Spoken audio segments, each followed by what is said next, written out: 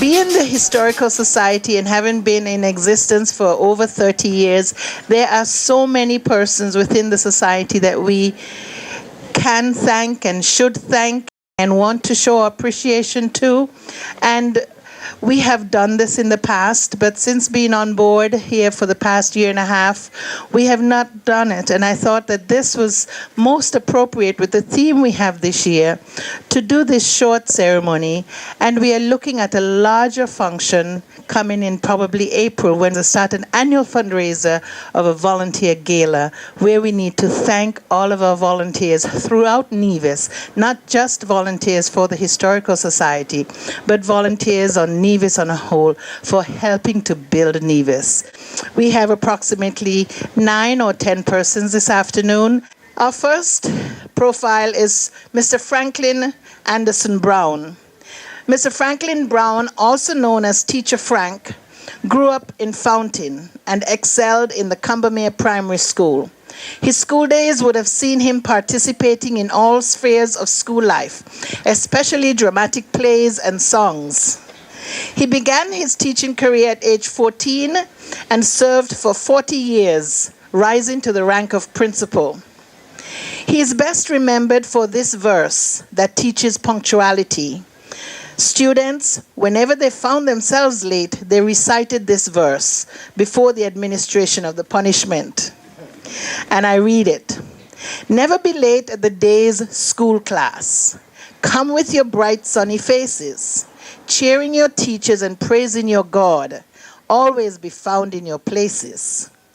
Never be late, never be late. Children, remember the warning. Try to be there, always be there. Punctual at 9 in the morning.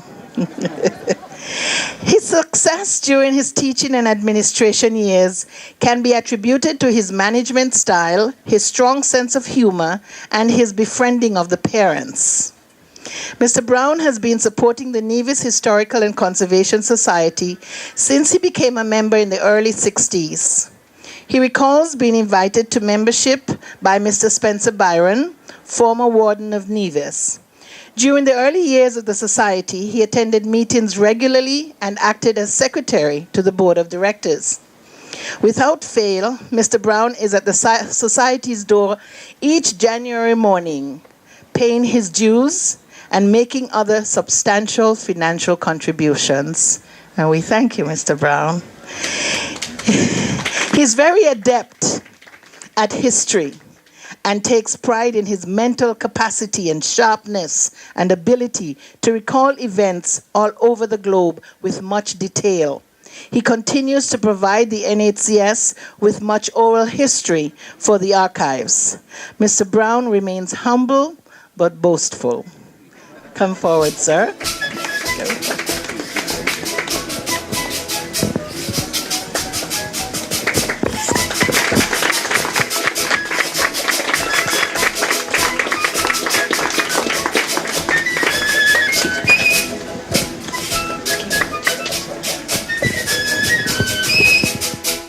Our next everyday heroine is Mrs. Miriam Noor. Mrs. Noor and her husband, Greg, has been long-standing members of our Nevisian community for over 30 years, stemming from the ownership of the old Manor Hotel of Greg's mother, Mrs. Vicky Noor, who he lost last year. Miriam, as she's affectionately known within the ranks of the NHCS, has been involved in the development of history and heritage of Nevis from her first day on the island. She became a working member of the NHCS for the past 20 years or more. She has coordinated for sure for 20 years our Coastal Cleanup Program in collaboration with the Ocean Conservancy International Group. On this day each year, Miriam mobilizes over 400 volunteers to pick up tons and tons of garbage from our coastline. Then she feeds food to every one of those individual 400 persons. That deserves a thank you. April 2012 will be her 10th year that she has organized the Clean Island Sweep, another community effort to get tires, batteries, and the likes off of our streets.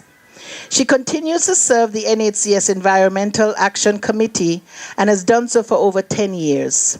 She has served as chairperson for the Biodiversity Committee and works on the membership committee. And believe me, she just completed the jumbo sale this morning, which she has been working on for the past 2 weeks.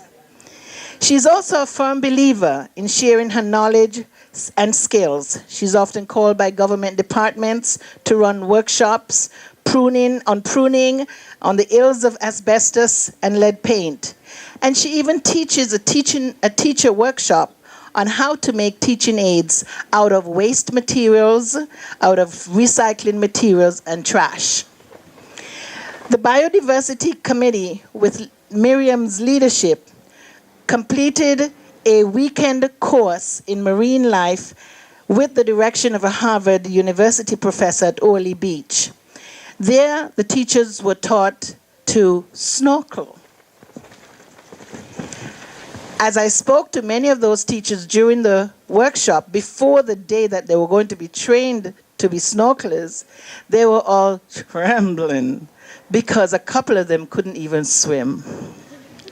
But in that weekend, at the end of that weekend, when I visited them at Orly Beach, they were all swimmers and snorkelers, and ended up forming themselves in a small committee to remain within that committee and continue working together.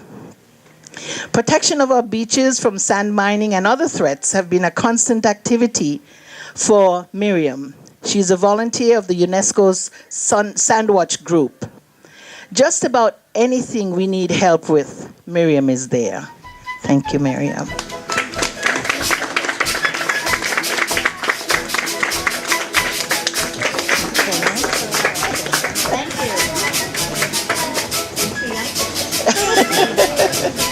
Thank you, Miriam. Our next hero is Mr. Edward Herbert. Edward Herbert was raised in Rawlins, Gingerland, at a time when Rawlins had export industry and was called the breadbasket of Nevis. As a boy, Nevis Peak was his playground, where he played cricket with friends in the flatlands. He worked hard tending cattle and learned to be entrepreneurial from his grandmother, Barbara Butt, who would ensure her sale with the famous phrase, "Dem a done, dem a done." As a young man, he left for England armed with positive values and a keen business mind, and shortly after met his wife, Claristine, also a born Nevisian. A builder by trade, he started his own construction business and developed property at a time many thought was impossible. He and his wife raised a strong family of 8 children and worked hard to ensure that all of his children attained a high school level of education and beyond. Today, he can sport children who are lawyers, who are teachers, and the like. Edward believes that education is the key to becoming a successful human being and making a lasting contribution to your society. After completing this very important goal, his heart longed to return home to his beloved Nevis. After returning to Nevis, his love for history spurred him on to the development of Saddle Hill, where he saw it important enough to try and capture the story of the fort. Through this initiative, many persons experience this valuable part of our history. Following this, his attention returned to Rawlins to establish a business at Herbert's Heights. Here, as a proud Nevisian, he was able to share the beauty and heritage of his local village with visitors who came from all over the world. What started off as a recreation of his childhood has now become Peak Haven at Herbert Heights, a Caribbean experience with a difference loved by visitors and locals alike. The site seeks to preserve the history of village life, focusing on local foods, games, natural products, and our architecture.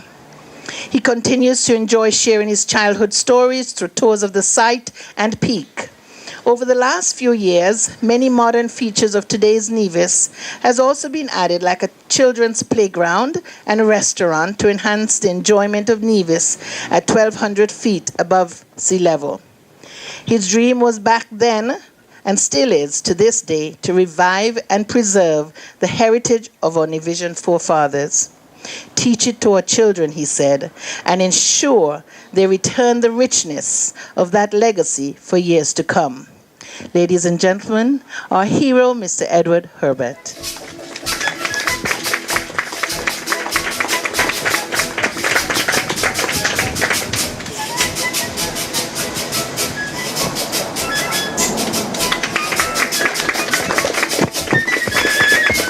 Thank you very much. Our next is one of our business partners. We partner with Lefco Equipment Rental and Construction Company Limited all the time. Why? We always need help. And who do we go to? Our business partners. Somehow, Lefco, and I have to say Evelyn's Drugstore, try not to say no to us. They are extremely kind.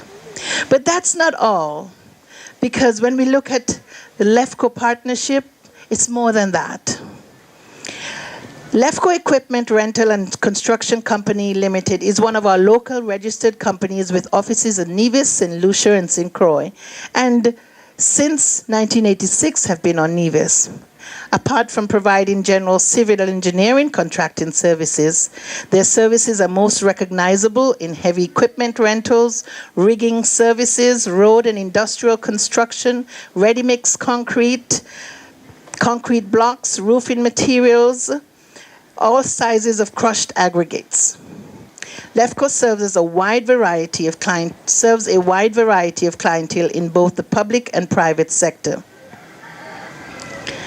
Some of the Lefco's major projects have included Charlestown Port Rehabilitation Project, Newcastle Airport Runway Expansion Project, Long Point Deepwater Port Project, Long Point Road Project, Four Seasons Resort 2000 Construction Project, Rollins Pasture Bypass Bridge, Newcastle Airport Terminal Project, the Special Education Unit, Agro-Processing Plant, Greenhouse Project, Stony Grove Bus Stop, the Bank of Nevis Refurbishment Project, Chapman Family Building, Stedvin Clark Apartment Building.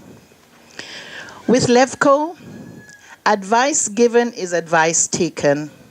The NHCS always takes the opportunity to make input to the planning department, and it is plain to see which builder accepts our recommendations on historical architectural designs, particularly in historic Charlestown.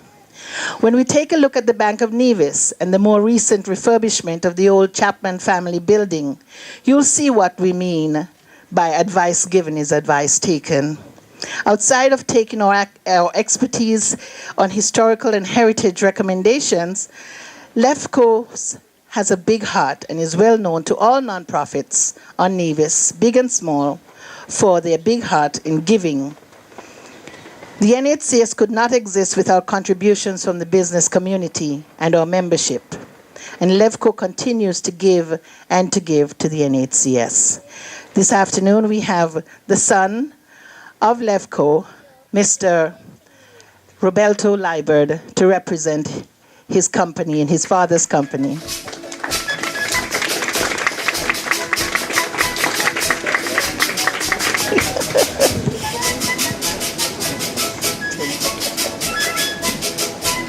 Our next heroine is Miss Marcia Myers.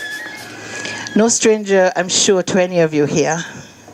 During her 35 years on Nevis, Mrs. Marcia Myers has been a stalwart of the NHCS, serving many of those years on the board of directors, often as an officer, championed the architectural heritage of the island as a vital cultural and tourism asset. Marcia's passion is historic preservation, and particular interest is the West Indian vernacular buildings on Nevis. A city planner by profession, Mrs. Myers founded and led the Boston Landmarks Commission and Historic Boston, Inc. She was vice president at the National Trust for Historic Preservation in Washington, D.C. On Nevis, Mrs. Myers and architect Dr. Daphne Hobson created the charming Charlestown book, guidelines from which are being used still today by the planning department in guiding construction in Charlestown. In 1978, Marcia and her husband bought the Cliff Dwellers Hotel, and over the years, she and current business partner Matt Skinner have developed the property and created a delightful West Indian-style resort community with modern amenities that are now the villas at Cliff Dwellers and the condominium project is Seaside at Cliff Dwellers. Mrs. Myers is rolling off of the NHCS Board of Directors this month, but is still spearheading many of our activities, particularly the purchase of the Trot House and the Café des Arts right across the wall here, which we plan to develop as the Nevis Heritage Center to positively impact this end of Charlestown and upgrade our contribution to the tourism product. She may be rolling off of the board, but in my mind, she's going nowhere. Mrs. Myers.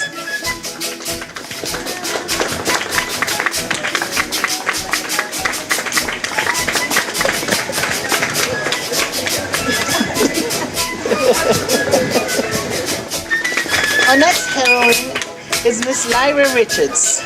Miss Richards has remained steady in her career in banking, which started with the Barclays Bank and is continuing now with the Bank of Nevis. Involved in the arts from since she was in primary school. Miss Richards was one of the focal members of NEDAX, Nevis Dramatic and Cultural Society, and founding member of Culturama, which stemmed out of the NEDAX group. Lyra, as she prefers to be called, is an ardent netball player, those of you who don't know, who in her heyday became one of the final 21 players to make the national team. However, because of her love for what Culturama represented and the time it required of her to participate in the development of this summer festival, she had to choose between Culturama and netball, and she chose Culturama. Lyra is also deep-rooted in her church community. She is the immediate past treasurer of the World Federation of Methodists and United Church Women's Group, a capacity she served for 5 years. Ms. Richards also serves in her Methodist Church here on Nevis as a lay representative for the Leeward Islands District.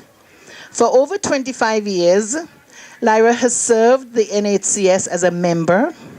She has served on the board of directors as treasurer, president, and as a committee member.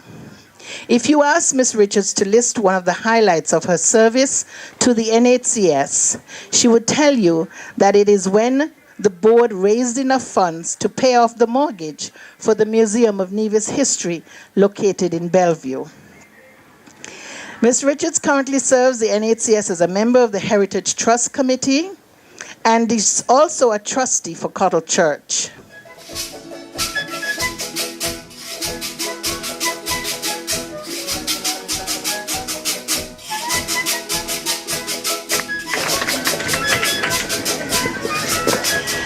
Our next hero is Mr. David Robinson.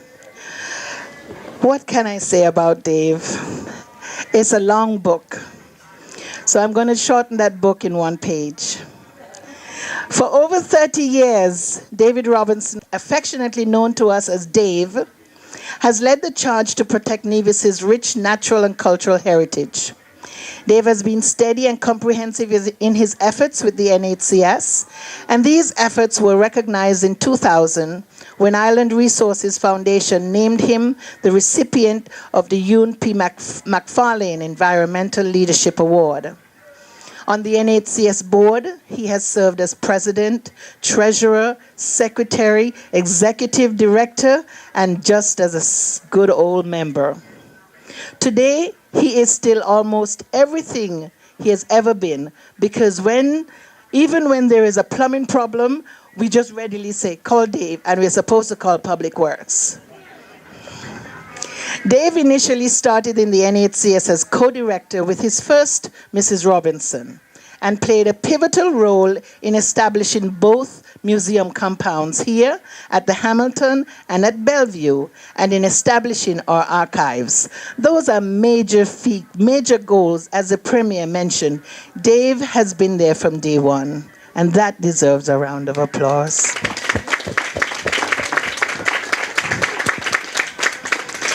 Dave has worked and continues to work tirelessly and well beyond the call of duty. As our right hand at each museum on every and anything, it is through him that the NHCS have grown from all volunteer organization to now where we have a professional staff of 5 and 2 part-time. His achievements reach to the wider Pan-Caribbean arena. He has helped founded the region's Museum Association and have served on the executive board of the Caribbean Conservation Association. Dave holds 2 master's degrees, one of which is in museum studies. One of my strategies to shape our museums and help us to develop a solid tourism product, I have decided that our entire staff, including myself, must become certified in museum studies. So Dave took on that project, and he is our trainer and tutor presently. We are completing our museum course and should be done with this later, 2012. And Dave, to get us moving fast, he tells us, and we're not sure if it's true, he tells us that we are further beyond than any other island. He also has researched the other islands in the OECS and have found out that if we can complete our course workings in 2012, we will be the first in the OECS to be a fully trained museum staff. Dave, thank you.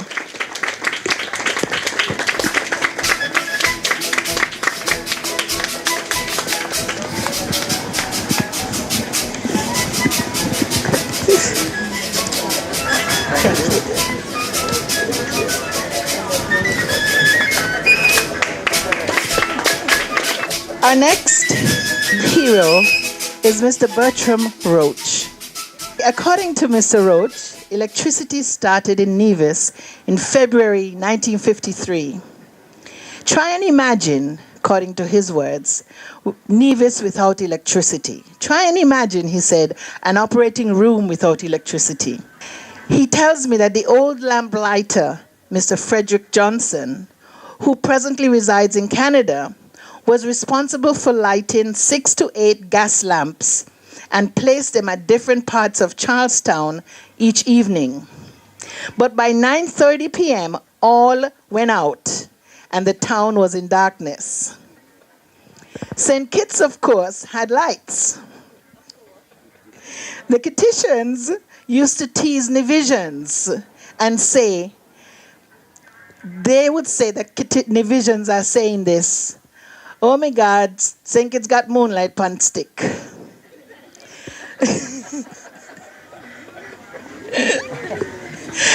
After leaving school, Mr. Roach relocated to Trinidad, which was also during World War II. While there, he worked on the building of the U.S. Army and Naval Base at Chagaramas, during which he was awarded the Navy E for efficiency. I think Mr. Roach would pronounce that Chagaramas.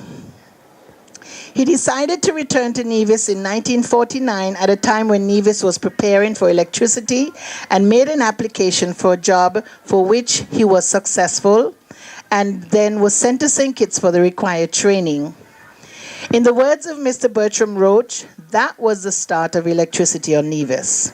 Mr. Liebert and Mr. Roach were the ones to plan where to put the holes and run the wires in Charlestown. The two, with just a hammer and a saw, put on the cross arms and insulators on the poles and put a team together to do the digging of the holes and planting of the poles. Now, as I spoke to Gandhi, you would all know James Phillip, because Gandhi was the foreman on this team. Gandhi explained to me that to get the holes dug, the holes were 6-foot holes. They had to be 6 feet down. And after they dig down as far as 5 feet, they will begin to hold the feet of the man who is digging and pull him up as he had dirt to throw. They will pull him up by his feet so he can throw the buckets of dirt that he had to throw out. And so he got down to 6 feet imagine the teamwork. And Mr. Roach would proudly tell you today that he was lucky to be the one to pull the switch and turn electricity on in Charlestown.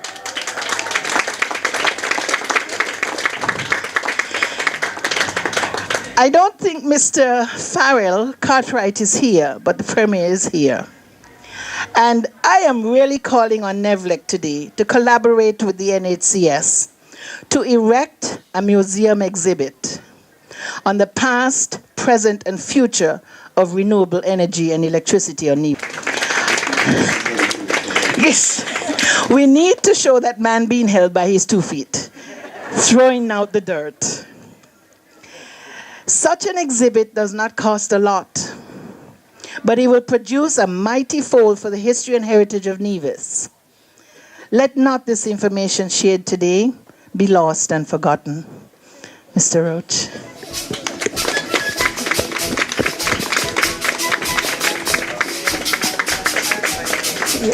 Yes, this is exciting.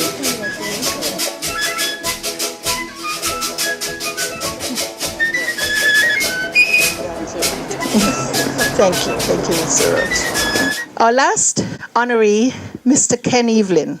Born in Butler's Village, Ken Evelyn, the youngest of a large family, migrated to England and Canada in the 1950s. Of course, like many of us, in search of better opportunities. His energetic entrepreneurial spirit led him to explore many possibilities, and he eventually settled, and for many years, he operated a successful radio and television sales and service business in Canada. Ken's close ties to home always brought him back to Nevis, often, but not just to lime with the boys. He became aware of the many problems and needs that existed on the island and wanted to participate. One of the environmental concerns that plagued Nevis was the rate at which some of its beautiful beaches were disappearing, as builders would remove sand for construction purposes. Concerned by this, he single-handedly campaigned for the conservation of Nevis's natural beach landscapes. And through his campaigning, he was able to develop a public sector committee, and through that committee, gained support from government, and the ban against beach removal of sand was finally enforced. The courthouse clock had been silent for a number of years, and upon discovering that the mechanical parts were damaged and worn, Ken contacted the manufacturer of the clock in London, England, and obtained an electrical unit to replace the old mechanical system. The renovations and beautification of the Memorial Square in Charlestown is also one of his projects. At his own expense, he has not only restored the posts and chains to their former glory, but also landscaped the square with extra trees and foliage. During the Christmas holidays, we can pass and see Ken up on a ladder by himself, trying to bring the life of Charlestown to light. The small building on Chapel Street served the Nevis Red Cross. That building had become inadequate, and being a Red Cross member, he became concerned and became one of the leading fundraisers, and also supervised the construction of a beautiful building that many groups use today for meetings. In 1996, he helped to establish the Nevis division of the St. Kitts Nevis Chamber of Commerce, and the First Caribbean International Bank, they saw it fit to make him one of its recipients of the Unsung Heroes.